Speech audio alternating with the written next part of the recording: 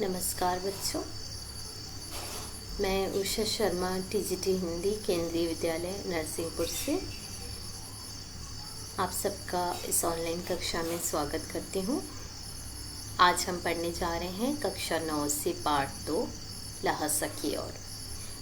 ल्हासा क्या है? ये तिब्बत देश की राजधानी है। ल्हासा स्थान का नाम है। तो इस पाठ में हम क्या क्या सीखेंगे, हम इस बारे में जान लेते हैं। लेखक का नाम है उन्हें महापंडित कहा जाता है, महापंडित राहुल सांकृत्यायन। इनके साहित्य से हम परिचित होंगे। गद्य की यात्रा वृत्तांत विधा किस प्रकार की होती है ये जानेंगे, क्योंकि ये जो ल्हासा की ओर पाठ है ये यात्रा वृत्तांत है और राहुल सांकृत्यायन जी की अधिकांश रचनाएं जो हैं वो यात्रा वृत्तांत हैं। बहुत यात्रा की है उन्होंने, तो उन्होंने यात्रा वृत्तांत लिखे हैं बहुत सारे। तो ये यात्रा वृत्तांत विधा कैसी होती है गद्य की, ये हम जानेंगे। तिब्बत की भौगोलिक, सामाजिक, सांस्कृतिक तथा राजनीतिक परिस्थितियों के बारे में हम जानेंगे और लेखक के साथ तिब्बत की यात्रा में क्या क्या घटित हुआ ये जानेंगे। यात्रा से होने वाले लाभ को हम समझेंगे और भाषा को शुद्ध तरीके से लिखना, पढ़ना व बोलना ये हम हर हिंदी पाठ में सीखते हैं, तो इसमें भी सीखेंगे। सबसे पहले ये तिब्बत का मानचित्र देखिए।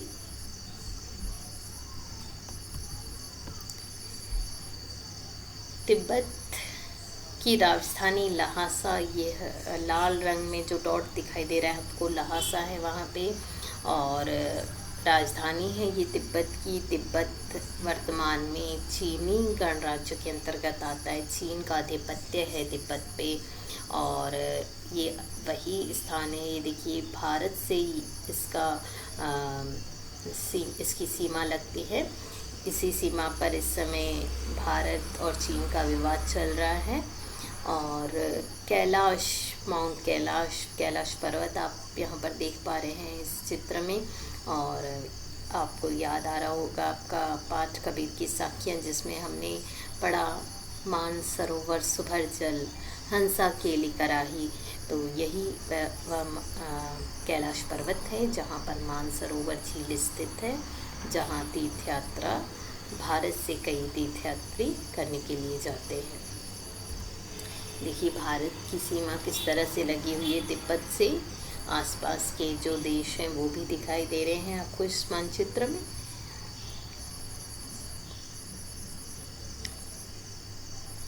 तिब्बत एक पहाड़ी इलाका है। माउंट एवरेस्ट जो दुनिया की सबसे ऊंची पर्वत श्रेणी है, ये भी नेपाल और तिब्बत के बॉर्डर पर ही पड़ता है। दलाई लामा, आपने नाम सुना होगा दलाई लामा जी का। ये तिब्बत के धर्मगुरु हैं और तिब्बत के शासक। चीन का तिब्बत पर आधिपत्य होने से पहले चीन का जो शासन था वो दलाई लामा द्वारा ही चलाया जाता था और इस समय दलाई लामा भारत में रहते हैं, भारत की शरण में हैं। लेखक परिचय जान लेते हैं। लेखक राहुल सांकृत्यायन बहुत ही प्रसिद्ध हिंदी साहित्यकार हैं। यात्रा वृत्तांत में तो इनका नाम सबसे अग्रणी रहता है। आप डाक टिकट देख पा रहे हैं इनके नाम से। इनका जन्म समय लिखा हुआ है 1893 से 1963 और ये जो डाक टिकट है इससे पता चल रहा है कि कितने प्रसिद्ध साहित्यकार रहे हैं राहुल सांकृत्यायन जी की। उनके नाम से डाक टिकट भी जारी हुआ है और हम इनके बारे में जानकारी लेते हैं। 21वीं सदी के इस दौर में जब संचार क्रांति के साधनों ने समग्र विश्व को एक ग्लोबल विलेज में परिवर्तित कर दिया है एवं इंटरनेट द्वारा ज्ञान का समूचा संसार क्षण भर में एक क्लिक पर आपके सामने उपलब्ध हो, ऐसे में यह अनुमान लगाना कि कोई व्यक्ति दुर्लभ ग्रंथों की खोज में हजारों मील दूर पहाड़ों, नदियों के बीच भटकने के बाद उन ग्रंथों को खच्चरों पर लादकर अपने देश ले आए। कितना रोमांचक लगता है ये। पर ऐसे ही थे भारतीय बनिशा के अग्रणी विचारक, साम्यवादी चिंतक, सामाजिक क्रांति के अग्रदूत, सार्वदेशिक दृष्टि एवं घुमक्कड़ी प्रवृत्ति के महान पुरुष राहुल सांकृत्यायन। तो बच्चों, जब हमारे पास ऐसे हमारे यातायात के साधन उपलब्ध नहीं थे कि आसानी से पहाड़ी क्षेत्रों में दूसरे देश में जाया जाए, तो वहाँ ऐसे ऐसे स्थानों पर भटकते हुए, पहाड़ों नदियों को पार करते हुए, खच्चरों पर ये ऐसे ऐसे ग्रंथों को लेकर आए अपने देश में। ये बहुत ही रोचक है और बड़ी मुश्किलों का सामना किया होगा अवश्य उन्होंने। आगे देखिए, राहुल सांकृत्यायन के जीवन का मूल मंत्र ही घुमक्कड़ी यानी गतिशीलता रही। बहुत घूमते थे, बहुत यात्राएं करते थे। घुमक्कड़ी उनके लिए वृत्ति ही नहीं वरन धर्म था। आधुनिक हिंदी साहित्य में राहुल सांकृत्यायन एक यात्राकार, इतिहासविद, तत्वान्वेषी यानी तत्वों की खोज करने वाले, युग परिवर्तनकार, साहित्यकार के रूप में जाने जाते हैं। तो राहुल सांकृत्यायन बहुत ही प्रसिद्ध व्यक्ति रहे और बहुत ही ज्ञानी रहे और उन्होंने सिर्फ हिंदी साहित्य ही नहीं, इतिहास और कई सारे अलग अलग विषयों पर इन्होंने लिखा और इन्होंने यात्राएं बहुत ज़्यादा की। राहुल जी का समग्र जीवन ही रचना धर्मिता की यात्रा थी। तो वो जहाँ भी वे गए वहाँ की भाषा वो बोलियों को सीखा। बहुत देशों की यात्राएं की और वहाँ की भाषाएं और बोलियाँ सीखी। इस तरह वहाँ के लोगों में घुल मिलकर वहाँ की संस्कृति, समाज व साहित्य का गूढ़ अध्ययन किया यानी गहरा अध्ययन किया।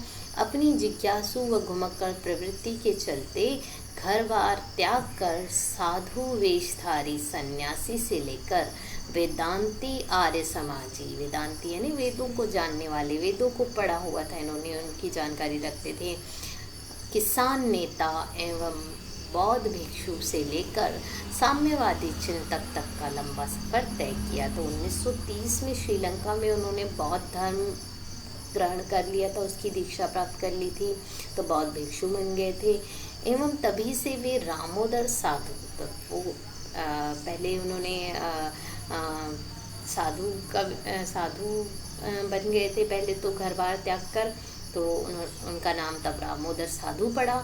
जब बौद्ध धर्म की शिक्षा ग्रहण की तो उनका नाम रामोदर साधु से राहुल हो गया और सांकृत्य गोत्र के कारण सांकृत्यायन कहलाए। उनकी अद्भुत तर्क शक्ति और अनुपम ज्ञान भंडार को देखकर काशी के पंडितों ने उन्हें महापंडित की उपाधि दी एवं इस प्रकार वे केदारनाथ पांडे से महापंडित राहुल सांकृत्यायन हो गए। प्रमुख कृतियां उनकी: भागो नहीं दुनिया को बदलो, मेरी जीवन यात्रा जिसके 6 भाग हैं, दर्शन दिग्दर्शन, 22वीं सदी, दिमागी गुलामी, घुमक्कड़ शास्त्र, घुमक्कड़ी का पूरा शास्त्र रचा उन्होंने, यात्रा का शास्त्र रचा। इनकी प्रमुख ये कृतियां हैं। वोल्गा से गंगा उनकी प्रमुख कृति है। राहुल जी द्वारा रचित पुस्तकों की कुल संख्या है 150। बच्चों, हम पाठ की तरफ बढ़ रहे हैं। पाठ प्रस्तुति देखिए। राहुल जी ने तिब्बत यात्रा सन 1929-30 में, जब हमारे अंग्रेजों का शासन था उस समय, नेपाल के रास्ते से की थी। उस समय भारतीयों को तिब्बत यात्रा की अनुमति नहीं थी, इसलिए उन्होंने यह यात्रा एक भिखमंगे के वेश में की थी। इससे तिब्बत की राजधानी लहासा की ओर जाने वाले दुर्गम रास्तों का वर्णन उन्होंने बहुत रोचक शैली में किया है। इस यात्रा वृत्तांत से तिब्बती समाज के बारे में अनेक जानकारी मिलती है। वर्तमान स्थिति में आज तिब्बत चीनी गणतंत्र का एक प्रांत है। यहाँ जाने के लिए सर्वप्रथम पासपोर्ट और वीज़ा की आवश्यकता होती है। राहुल जी को पैदल यात्रा करनी पड़ी थी। आज पैदल भाग बहुत कम है, तो उस समय यातायात के साधन उपलब्ध नहीं थे यात्रा करने के लिए, तो राहुल जी को पैदल यात्रा करनी पड़ी। तो अब ये पैदल यात्रा नहीं करनी पड़ती है, पैदल हिस्सा बहुत कम है। भारत से 3 प्रमुख सड़क मार्गों से भी जाया जा सकता है। लद्दाख से जाया जा सकता है, हिमाचल से सतलुज की घाटी से जाया जा सकता है, और उत्तरांचल में लीपू लेक से वायुमार्ग से भी लद्दाख जाया जा सकता, माफ कीजिएगा, लहासा जाया जा सकता है।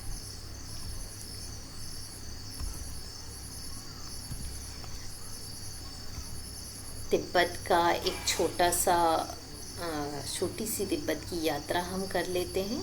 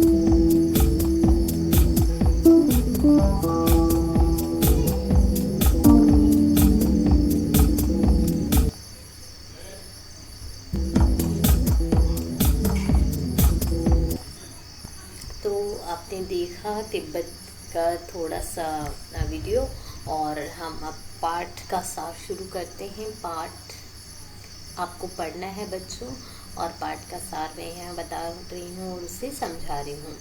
इस पाठ में राहुल जी ने अपनी पहली तिब्बत यात्रा का वर्णन किया है, जो उन्होंने सन 1929-30 में नेपाल के रास्ते की थी।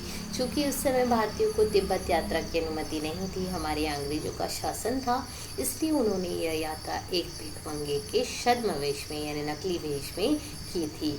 लेखक की यात्रा बहुत वर्ष पहले, जब फरी कलिंगपोंग का रास्ता नहीं बना था, तो नेपाल से तिब्बत जाने का ही एक रास्ता था। तो ये यात्रा लेखक ने नेपाल के रास्ते से की थी, और फरी कलिंगपोंग का जो अब वर्तमान रास्ता है वो तब नहीं बना हुआ था, तो उन्होंने ये यात्रा नेपाल के रास्ते से की थी। और नेपाल का ये रास्ता नेपाल के लोगों के अलावा भारत के लोग भी इस रास्ते से वहाँ तिब्बत जाते थे। इस रास्ते से यह रास्ता व्यापारिक और सैनिक रास्ता भी था, इसलिए इसे लेखक ने मुख्य रास्ता बताया है।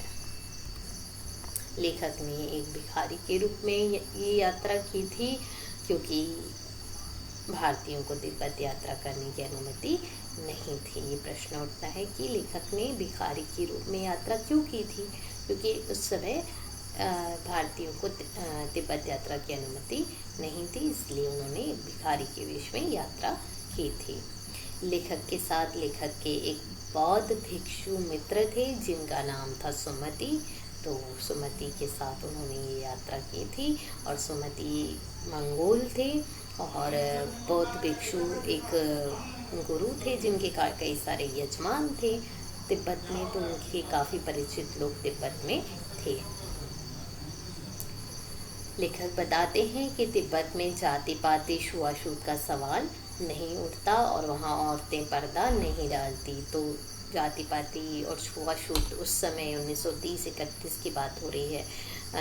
उस समय भारत में ये सारी बातें बहुत अधिक थी। जाति पाति, छुआछूत, औरतों द्वारा पर्दा, ये सारी बातें तिब्बत में नहीं थी।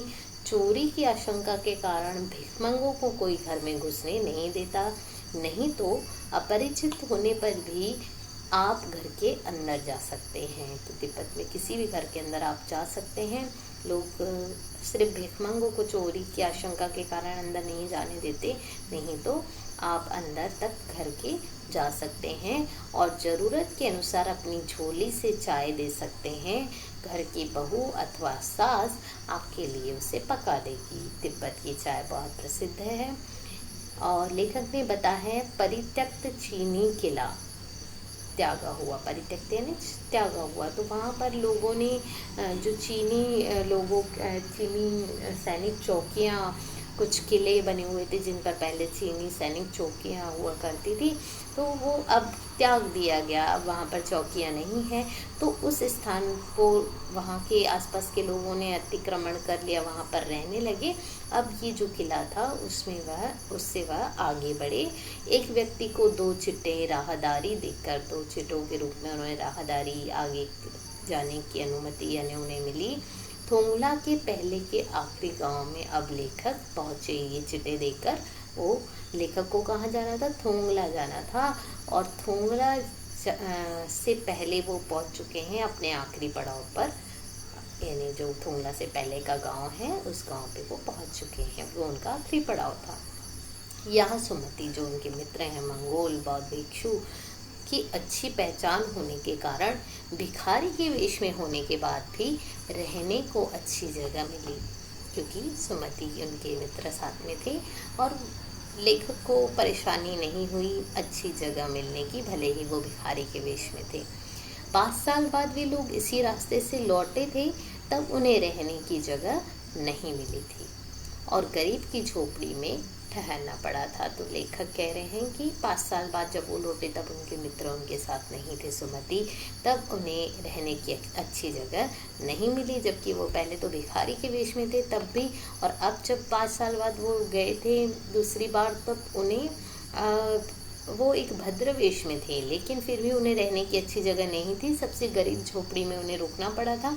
और लेखक कहते हैं कि यह उस वक्त की लोगों की मनोवृत्ति पर भी निर्भर करता है, क्योंकि शाम के वक्त शंख पीकर बहुत कम होश हवास को दुरुस्त रख पाते हैं वहाँ के लोग। तो शाम के वक्त शंख एक प्रकार की शराब है जिसे पीकर लोग होश हवास खो बैठते हैं, और इसलिए शायद लेखक को अच्छी जगह रहने की नहीं मिल पाई। दूसरा कारण था कि उनके मित्र सुमति जिनकी वहाँ जान पहचान थी वो उनके साथ नहीं थे। तो तिब्बत की चाय बहुत प्रसिद्ध है। लेखक ने भी तिब्बत की चाय का जिक्र किया है। चाय का रंग आ जाने के बाद उसमें नमक और मक्खन भी डाला जाता है। ये आप इस चित्र में भी देख पा रहे होंगे, और तिब्बत के ये सुंदर बर्तन भी आप देख पा रहे हैं। पटोला पैलेस ये भी बहुत प्रसिद्ध स्थान है वहाँ का, तिब्बत का। अगले दिन राहुल जी एवं सुमति जी को एक विकट डाणा थोंगला पार करना था। डाणा थोंगला एक ऐसी जगह थी जो बहुत खतरनाक थी। डाणे तिब्बत में सबसे खतरे की जगह थी। 16-17 हज़ार फीट ऊंची होने के कारण दोनों ओर गांव का नामो निशान न था। तो यहाँ क्या होता था, तिब्बत में हथियार रखने का जो कानून था वो बहुत सख्त कानून नहीं था कि लोग हथियार नहीं रख सकते हैं। वहाँ हर एक जो रहने वाले लोग होते थे उनके पास बंदूकें पिस्तौल हुआ करती थी। ऐसे जैसे यहाँ लोगों के पास लाठियाँ हुआ करती हैं, लाठियों की तरह लोग बंदूक पिस्तौल अपने पास रखते थे। और डाकुओं की छिपने की जगह तथा सरकार की नरमी के कारण यहाँ अक्सर खून हो जाते थे, क्योंकि यहाँ आसपास गांव नहीं थे। ये बहुत ऊंचाई पर था, आसपास गांव नहीं थे। ये डाणा थोंगला जो स्थान है वो बहुत ऊंचाई पर है, आसपास गांव नहीं है, इसलिए यहाँ पर डाकू छिपे रहने की छिपे रहते थे। और क्योंकि सरकार ने हथियार पर कड़े कानून नहीं बना रखे थे, और अगर किसी की हत्या हो भी जाती थी तो उसका पता लगाना भी आसान नहीं होता था कि हत्या किसने की, क्योंकि कोई गवाह नहीं मिल पाता होगा, आसपास गांव नहीं है। और चूँकि आम आदमी के पास भी हथियार पिस्तौलें वगैरह रहती हैं, तो डाकू क्या करते थे, पहले उन्हें गोली मारते थे फिर उन्हें लूटते थे, क्योंकि अगर वो उन्हें गोली नहीं मारेंगे तो उनके पास भी बंदूकें हैं लोगों के पास, तो लोग पहले उन्हें मार सकते हैं। इसलिए डाकू पिस्तौल उनको दिखाकर उन्हें लूटने की बजाय पहले गोली मारते थे और फिर उन्हें लूटते थे। इस प्रकार ये बहुत ही खतरनाक स्थान था। लेखक ऐसे स्थान पर पहुंच गए हैं अब, चूँकि वह लोग भिखारी के वेश में थे, इसलिए हत्या की उन्हें परवाह नहीं थी, परंतु ऊंचाई का डर बना था। तो हत्या की परवाह इसलिए अधिक नहीं थी क्योंकि भिखारी के वेश में, उनके पास तो कुछ होगा ही नहीं।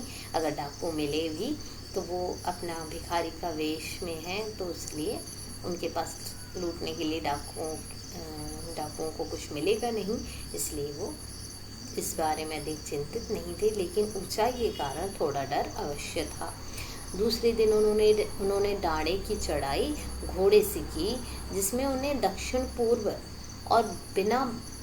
पूर्व की ओर बिना बर्फ के और हरियाली के, वहाँ बर्फ भी नहीं थी, हरियाली भी नहीं थी, उन पहाड़ों पे बिना हरियाली के नंगे पहाड़ दिखे। दक्षिण और पूर्व की ओर उन्हें हरियाली भी नहीं दिख रही पहाड़ों पे, और बर्फ भी नहीं दिख रही। और उत्तर की ओर जो पहाड़ दिख रहे हैं उस तरफ बर्फ दिख रही है पहाड़ों पर। उतरते समय लेखक का घोड़ा थोड़ा पीछे चलने लगा। लेखक का जो घोड़ा था उसकी वजह से लेखक को कुछ परेशानी हुई, वो बहुत ही सुस्त था, धीरे धीरे चल रहा था, और धीरे चलने के कारण अपने साथियों से लेखक पिछड़ गए, उन्हें देख नहीं पाए, और एक जगह जहां उन्हें दाईं तरफ जाना था वो बाईं तरफ मुड़ गए। 1-1.5 मील आगे चलने के बाद उन्हें पता चला कि उन्हें जहाँ जाना है वो लंकोर नामक स्थान पे जाना चाहते थे। तो लंकोर जाने के लिए उन्हें बाएं नहीं बल्कि दाईं तरफ जाना था। वो वापस लौटे और फिर दायां रास्ता लेकर आगे बढ़े। लेखक को देर हो गई थी। लेखक के मित्र सुमति उनसे नाराज हुए, परंतु जल्दी गुस्सा भी ठंडा हो गया और वे लंकोर में एक अच्छी जगह, वहाँ पर भी उनको ठहरने के लिए मिल गई। अब तिंगरी के मैदान में थे। आगे जब बढ़े तो तिंगरी का मैदान था, जो कि पहाड़ों से घिरा टापू था। जैसे टापू में चारों तरफ पानी होता है, टापू के चारों तरफ पानी से कोई टापू घिरा रहता है, वैसे चारों तरफ पहाड़ों से घिरा हुआ एक मैदान, बहुत ही सुंदर लगता होगा अवश्य। चारों तरफ पहाड़ों से घिरा हुआ एक मैदान था। सामने एक छोटी सी पहाड़ी दिखाई पड़ती थी जिसका नाम तिंगरी समाधि गिरी था। आसपास के गांव में सुमति के बहुत परिचित थे, वे उनसे जाकर मिलना चाहते थे, परंतु लेखक सोच रहे थे कि अगर वो मिलने गए तो उनको देर हो जाएगी, इसलिए लेखक ने उन्हें मना कर दिया और बदले में लहासा पहुंचकर पैसे देने का वादा किया। तो सुमति क्योंकि बहुत भिक्षु हैं, अपने यजमानों को वो हाथों में गंडा जो धागा बांधते हैं, बोध गया से लाया हुआ गंडा, तो सुमति वो लोगों को गंडे बांधते हैं, बदले में उन्हें कुछ भिक्षा मिल जाती है। तो वो आसपास के गांव में जाके अपने यजमानों से मिलना चाहते हैं, उन्हें गंडा बांधना चाहते हैं, लेकिन लेखक उन्हें मना कर देते हैं और कहते हैं बदले में वो उन्हें पैसे दे देंगे। सुमति मान गए, उन्होंने आगे बढ़ना शुरू किया। उन्होंने सुबह जल्दी चलना शुरू नहीं किया था। सुबह जल्दी चलना शुरू करना चाहिए था, लेखक का कहना है, क्योंकि 2 बजे ऐसी कड़ी धूप में वो आगे बढ़ रहे थे कि उनके मुंह पर इतनी तेज धूप पड़ रही थी कि वो चेहरा जैसे जल रहा था और पीठ पर ऐसा लग रहा था जैसे बर्फ़ पड़ रही हो। यानी सामने की तरफ जहाँ चल रहे हैं वहाँ से बहुत तेज़ धूप पड़ रही है। ये वहाँ के मौसम की स्थिति के बारे में पता चल रहा है यहाँ पर कि वहाँ पर उनके चेहरे पर इतनी तेज़ धूप पड़ रही है सामने से और पीठ पर बहुत तेज़ ठंड पड़ रही है बर्फ़ की जैसी। तो ऐसा मौसम, ऐसा वेदर वहाँ का पता चल रहा है। तो वह अपनी पीठ पर चीज़ें लादे थे और हाथ में डंडा लिए चल रहे थे, पैदल यात्रा कर रहे हैं। सुमति एक और यजमान से मिलना चाहते थे, इसलिए लेखक ने और आदमी मिलने का बहाना कर शेखर विहार की ओर चलने को कहा। तो सुमति जो उनके मित्र हैं वो अपने यजमान से मिलना चाहते थे, लेकिन लेखक ने एक बहाना बना लिया कि आगे जाने पर और भी लोग कई मिल जाएंगे जिनसे शायद उन्हें भिक्षा मिल जाए, जिनको वो शायद कंडा बांध सके। तो ऐसे बहाने बनाकर लेखक ने उन्हें शेखर विहार की ओर चलने कहा। ये एक स्थान का नाम है शेखर विहार, बौद्ध मठ है वहाँ पर। बौद्ध मठ यानी बौद्ध मंदिर। कुछ इस प्रकार का स्थान और इस प्रकार की यात्रा रही होगी लेखक की। तिब्बत की ज़मीन छोटे बड़े जागीरदारों के हाथों में बटी है। इन जागीरों का एक हिस्सा मठों के हाथ में है। मठों के हाथ यानी बौद्ध मंदिरों के हाथ में है। अपनी अपनी जागीर में हर जागीरदार कुछ खेती खुद भी करता है और इसके लिए उन्हें मजदूर उन्हें बेगार में मिल जाते हैं। तो बेगार यानी बिना पैसे के उन्हें आसपास के स्थान से मजदूर मिल जाते हैं और जागीरदारों के पास यहाँ की ज़मीन होती है। लेखक शेखर की खेती के मुखिया भिक्षु नमसे से मिले। तो ये भिक्षु जो है, जो मुखिया होता है वहाँ की खेती का, वो किसी राजा के समान होता है, लेखक ने बताया है। और यहाँ के जो मुखिया हैं खेती के, उनका नाम है नमसे और वो भी एक बौद्ध भिक्षु हैं। वो उनसे मिलते हैं और बड़े ही प्रेम से नमसे मिलते हैं, जबकि लेखक कहते हैं कि मैं तो भिखारी के वेश में था, फिर भी उन्होंने बहुत ही प्रेम से स्वागत किया, उनसे मिले, जबकि लेखक भिक्षुक के वेश में थे। लेखक कहते हैं कि नमसे बहुत ही भद्र व्यक्ति थे। वहाँ एक अच्छा मंदिर था जिसमें बुद्ध वचन की हस्तलिखित, जिसे कंजूर कहा जाता है, बुद्ध वचन की हस्तलिखित पोथियाँ, उन्हें कंजूर कहा जाता है, 103 ऐसी पोथियाँ वहाँ रखी थी जिसे लेखक पढ़ने में लग गए। वहीं उन्होंने आसन जमा दिया और लेखक कहते हैं मैं अब पोथियों के बीच में था, यानी उनमें पढ़ने में लग गए। इसी दौरान सुमति ने आसपास अपने यजमानों से मिलकर आने के लिए लेखक से फिर से पूछा।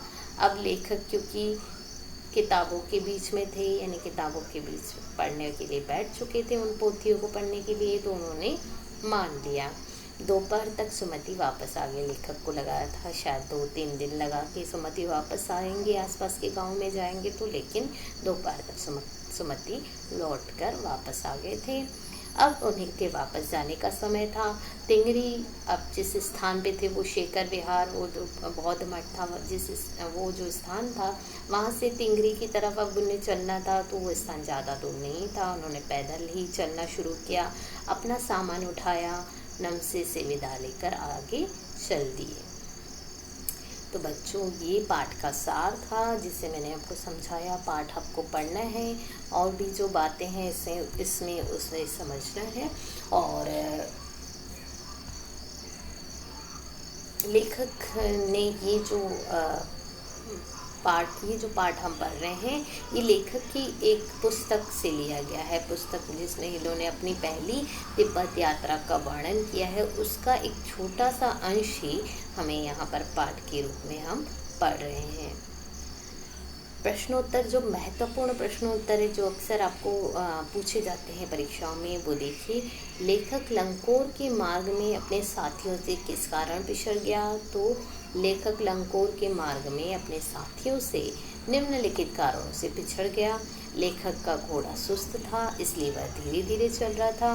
घोड़ा धीरे चलने के कारण लेखक अपने साथियों से पिछड़ गया। दूसरे रास्ते पर 1.5-2 मील चलने पर लेखक को लगा कि वह गलत रास्ते पर आ गए हैं। वहाँ से फिर वापस आकर दूसरे रास्ते गए। तो इस प्रकार लेखक अपने साथियों से पिछड़ गए थे। कंजूर क्या है, इसकी क्या विशेषताएं हैं? कंजूर भगवान बुद्ध के वचनों की हस्तलिखित अनुवादित पोथियां हैं। पोथियां यानी ग्रंथ। ये पोथियां मोटे मोटे कागजों पर अच्छे व बड़े अक्षरों में लिखी हुई हैं। एक एक पोथी लगभग 15-15 सेर की है। तो ये थी कंजूर, भगवान बुद्ध के वचन, उनकी वाणी की हस्तलिखित अनुवादित पोथियां यानी ग्रंथ।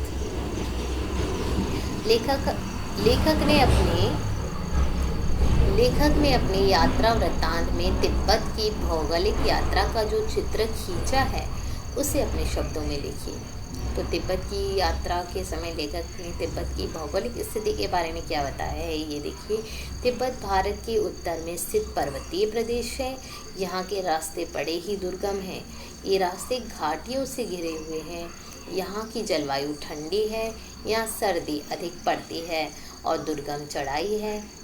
तो दूसरी ओर एक और दुर्गम चढ़ाई है, तो दूसरी ओर गहरी गहरी खाइयाँ हैं। चढ़ते समय यहाँ सूरज माथे पर रहता है, वहीं उतरते समय पीठ भी ठंडी हो जाती है। इसके एक और बर्फ से ढकी हुई हिमालय की चित्ताकर्षक यानी चित्त को आकर्षित करने वाली चोटियाँ हैं, तो दूसरी ओर बर्फ रहित भूरी पहाड़ियाँ हैं। पहाड़ियों के मोड़ बड़े ही खतरनाक हैं। इन स्थानों पर डाकुओं का भय रहता है। तो ये तिब्बत की भौगोलिक स्थिति का वर्णन है।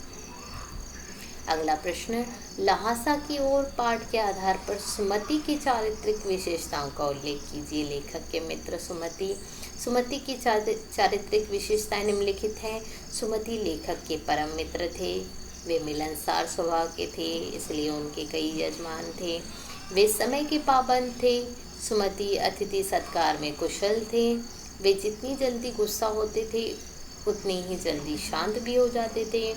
उन्हें तिब्बत की भौगोलिक स्थिति का पूरा ज्ञान था। वे बौद्ध धर्म में आस्था रखने वाले व्यक्ति थे। तो ये थी सुमति की चारित्रिक विशेषताएं। तिब्बत में यात्रियों के लिए क्या क्या कठिनाई थी? तो तिब्बत में यात्रियों के लिए निम्नलिखित कठिनाइयाँ थी। यात्रियों को डाणे जैसे स्थानों पर चढ़ाई करते हुए जाना पड़ता था। उन स्थानों पर उन्हें जान माल का खतरा रहता था, क्योंकि वहाँ डाकुओं का भय था। वहाँ के रास्ते ऊंचे नीचे थे। वहाँ की जलवायु विषम थी, कभी तेज सर्दी तो कभी सूरज की गर्मी सहनी पड़ती थी। ऐसी विषम जलवायु वहाँ की, कभी तेज गर्मी कभी तेज सर्दी, तो इसे विषम जलवायु कहेंगे, जो कि समान नहीं रहती ऐसी जलवायु। अगला प्रश्न, डाणे तथा निर्जन स्थलों पर डाकू यात्रियों का खून पहले ही क्यों कर देते थे? तिब्बत के डाणे तथा निर्जन स्थलों पर डाकू यात्रियों का खून पहले इसलिए करते थे क्योंकि वहाँ की सरकार पुलिस और खुफिया विभाग पर ज़्यादा खर्च नहीं करती थी। इस कारण वहाँ के डाकुओं को पुलिस का कोई भय नहीं था। वहाँ कोई गवाह नहीं मिलता था, क्योंकि आसपास कोई गांव नहीं था, इसलिए कोई गवाह नहीं मिल सकता था। पर उन्हें सज़ा का भी डर नहीं रहता था, क्योंकि कोई गवाह नहीं होगा तो सज़ा का डर भी नहीं था। वहाँ हथियारों का कानून न होने से अपनी जान बचाने के लिए पिस्तौल और बंदूकें तो लाठी डंडे की तरह लेकर चलते थे लोग। कुछ गृह कार्य प्रश्न हैं, ये आपको अपनी कॉपी में करने हैं। जो प्रश्न हमने अभी देखे उनको भी आपको लिखना है, और गृह कार्य प्रश्न इसके उत्तर आपको लिखने हैं। पहला प्रश्न है, लेखक को भिखमंगे का रूप बनाकर यात्रा क्यों करनी पड़ी थी? दूसरा प्रश्न, प्रस्तुत यात्रा वृत्तांत के आधार पर बताइए कि उस समय का तिब्बती समाज कैसा था। अपनी यात्रा के दौरान लेखक को किन कठिनाइयों का सामना करना पड़ा? अगला प्रश्न, लेखक ने शेखर विहार में सुमति को उनके यजमानों के पास जाने से रोका, परंतु दूसरी बार रोकने का प्रयास नहीं किया। क्यों? ऐसा क्यों, ये आपको बताना है। उस समय उस समय तिब्बत में हथियार का कानून न रहने के कारण यात्रियों को किस प्रकार का भय बना रहता था, ये भी हमने पढ़ा। अगला प्रश्न, भिखमंगे के वेश में होने के बावजूद लेखक को ठहरने के लिए उचित स्थान मिला था, लेकिन दूसरी यात्रा के समय भद्रवेश में होने पर भी उन्हें उचित स्थान नहीं मिला, क्यों? ये सारे प्रश्न महत्वपूर्ण प्रश्न हैं बच्चों। गृह कार्य रूप में आपको ये अपनी कॉपी में करने हैं, तो आप इसे ज़रूर लिख लेंगे। आशा करती हूँ आपको ये पाठ समझ में आया। धन्यवाद।